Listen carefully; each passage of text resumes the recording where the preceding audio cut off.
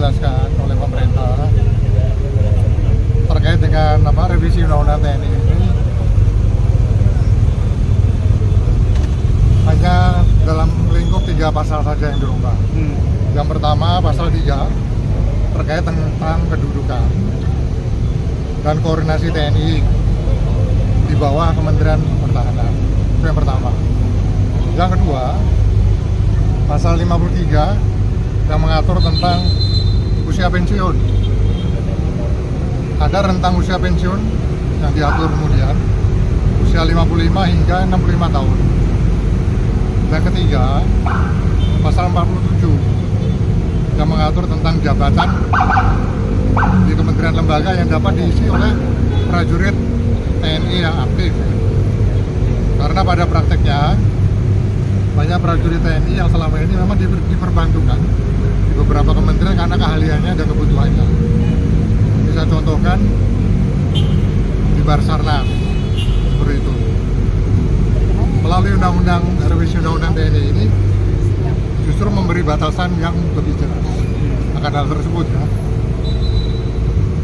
Saat ini terdapat pembahasan wacana pengaturan penugasan TNI dari 10 kementerian lembaga menjadi 16, yaitu di Polkam, kemudian Kementerian Pertahanan, kemudian Dewan Pertahanan Negara, Sekretariat Negara, Intelijen, kemudian Sandi Negara, Lemhanas, SAR, kemudian Badan Narkotika Negara, BNPB, dan perbatasan tadi ya, kemudian KKP, Kementerian Kelautan dan Perikanan, Badan Nasional Penanggulangan Bencana, Badan Nasional Penanggulangan Teroris, Keamanan Laut, Bakamla, Kejaksaan Agung, dan Mahkamah Agung. Pemerintah sekali lagi menegaskan bahwa revisi Undang-Undang TNI ini tidak dimaksudkan untuk mengembalikan TNI pada di fungsi militer seperti masa lalu. Ini tegasnya seperti itu ya, jadi jangan ada kekhawatiran seperti itu. Tujuan revisi ini memang